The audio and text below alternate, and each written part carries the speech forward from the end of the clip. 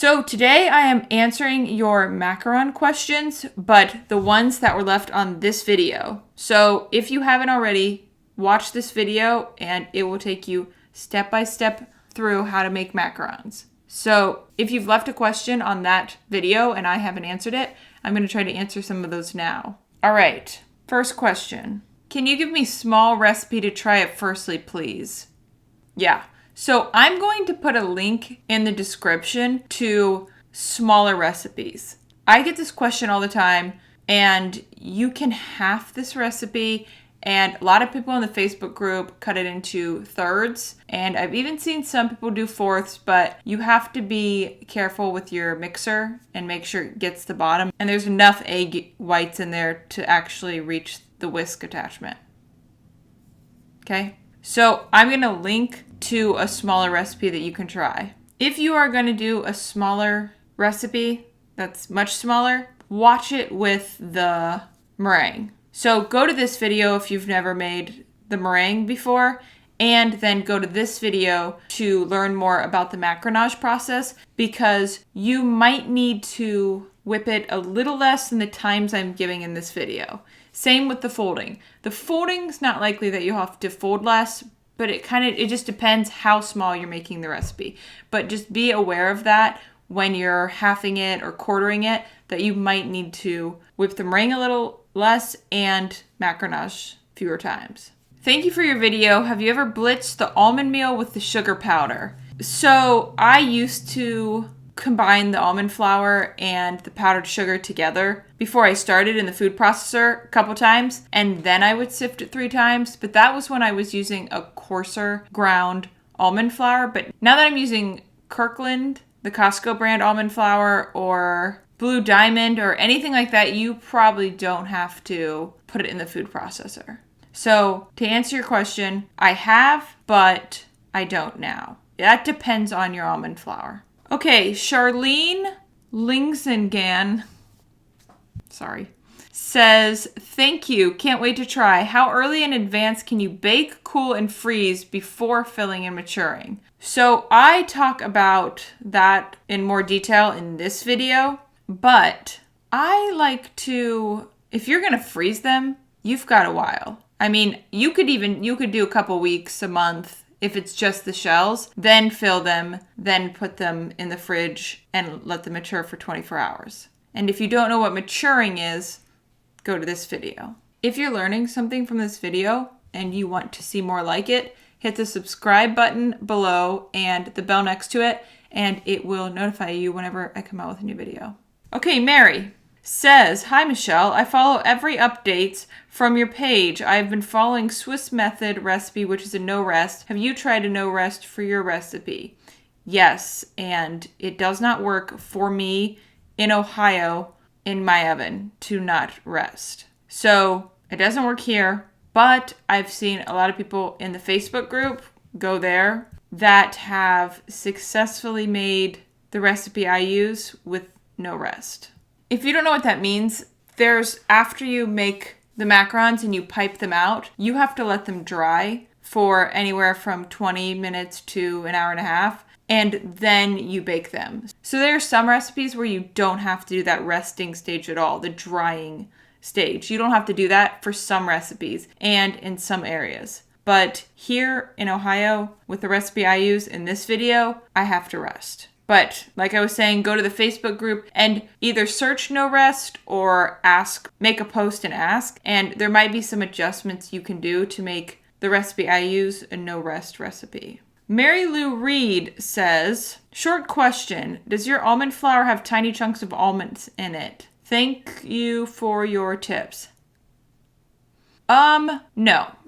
Not the stuff I'm using right now, the Kirkland brand from Costco. It doesn't. It's pretty consistent. But if it did, I would just sift it out and toss it. So that shouldn't be a problem unless you have a lot and you feel like you're wasting a lot. Then you could try grinding that down a little bit in the food processor. But make sure you're not putting it in the food processor for too long, because then it'll start to release those oils and then it will get too oily and that can kind of wreck your macarons. This is a good question, and I thought I answered it, but I don't think I was clear enough because this was a big question I had when I first started making. Hey, one question. Do you have to substitute the lost weight when you sift it 3 times? No. For the recipe I'm using in this video, and if you're following that method, and you have about the same amount of almond flour and powdered sugar that you, after you've sifted, that does not need to be replaced. That can be thrown out, or I used to use it to make pancakes with the leftover egg yolks, but you don't need to put it back in there. You need to weigh out your ingredients, then sift them, and then do not add anything back in to bring it back up to that weight. This is already included in there. I know that you're going to lose a little bit of almond flour.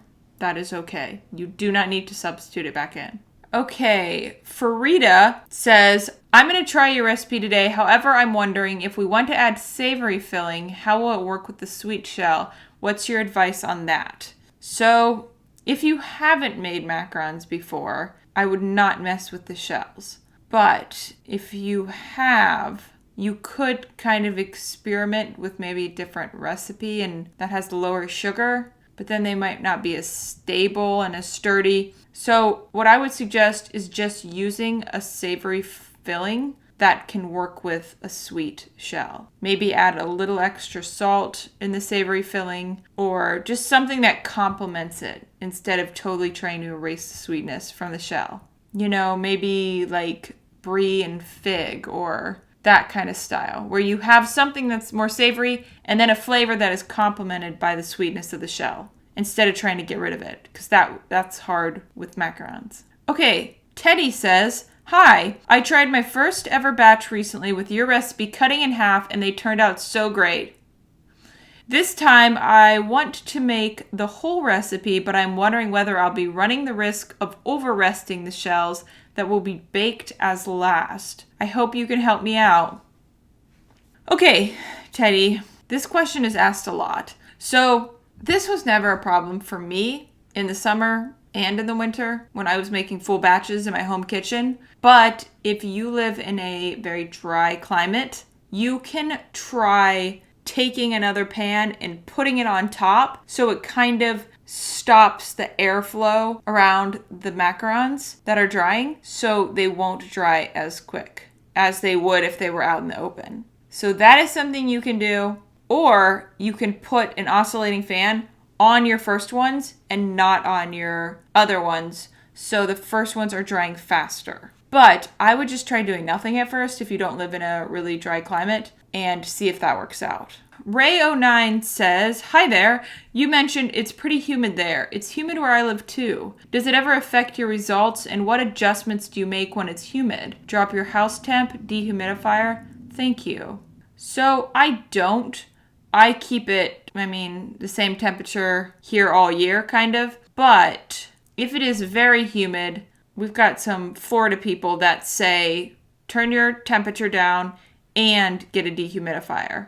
When I baked in a home kitchen, I would use a fan, an oscillating fan. That was important. If I didn't have the air conditioner on, or even if I did have the air conditioner on, if it was pretty humid, I would make sure I had that fan on the macarons when they're drying. Is YouTube going to consider that a cuss word?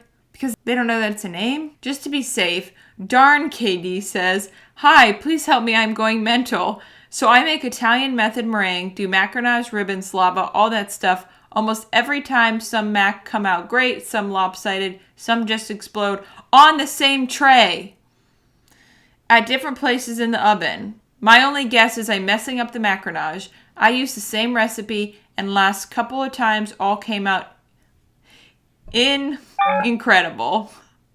Now it's a mess. I have decreased temperature to 125, 275 Celsius up thing.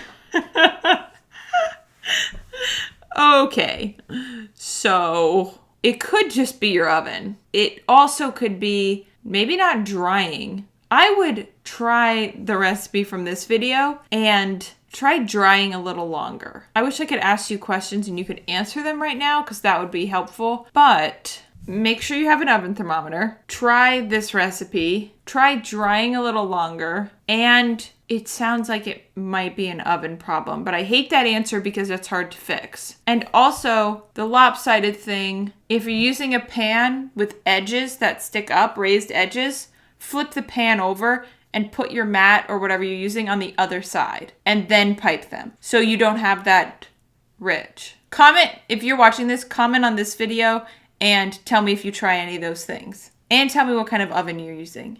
Sarah says, video is really well done. Do you not tap out the air for your macarons before drying them? I do. I slam the trays down a couple times, but I do not poke the air bubbles out with a toothpick or something. I definitely don't do that. You just got to draw the line somewhere. I will not be doing that ever, and I never have. So I don't do that, but I do slam the trays down. Okay, Marty Erickson says, love your videos and we'll try this recipe. My first ones were crap, second batch not bad, so finally a recipe I will trust. I have 2 questions, please. Can I take out 2 tablespoons of almond flour and replace with 2 tablespoons of powdered freeze-dried fruit? Also, can I cut this recipe in half?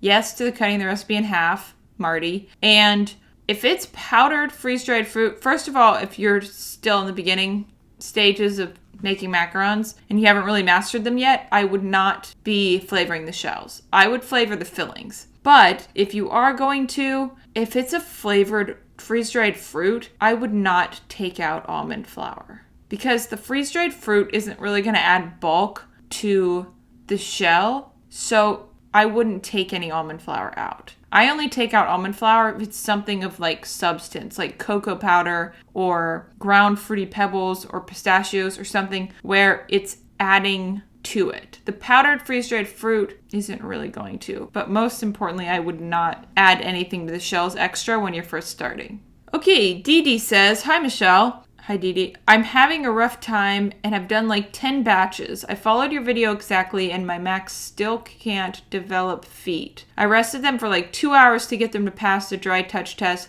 They also get brown at the bottoms to the sides. Do you think I need less or more heat? Help! Okay, so it sounds like maybe the meringue isn't whipped enough. Go to this video for the meringue, and for flat macarons, go to this video. Now, 2 hours, they should be dry by then. So if you live in a very humid climate, listen to what I said earlier about using a dehumidifier or a fan or something, but get brown at the bottoms to the sides. That sounds like you need less heat, maybe a little longer. If you're watching this, do they rise at first if you watch them in the oven and then get smaller? Or they stay small the whole time? And do you have an oven thermometer? Maggie O'Leary says, I followed your recipe and still ended up with hollows. What am I doing wrong? So I don't want to get into that in this video, but I made a whole video about that right here. And if you watch this and you want to know what maturing is, go to this video. So anyway, that's some of the questions. There's more, so I'll probably do this again. But if you're watching that video and you have questions, keep asking them on there, and I will do another one of these and answer your questions. Okay, and if you want to start selling your baked goods, join the email list below, and I will notify you when spots open up for my home bakery blueprint course, where you can work with me to start or grow your own home bakery business. And like I've said before, if you're having trouble, join the free Macaron Facebook group, Michelle's Macarons Facebook group. Post your picture in there and we will all help you make better macarons. If you'd like, you can follow me on Facebook and Instagram, and I'll put those links in the description. Check out these other macaron videos. Okay, love you, bye.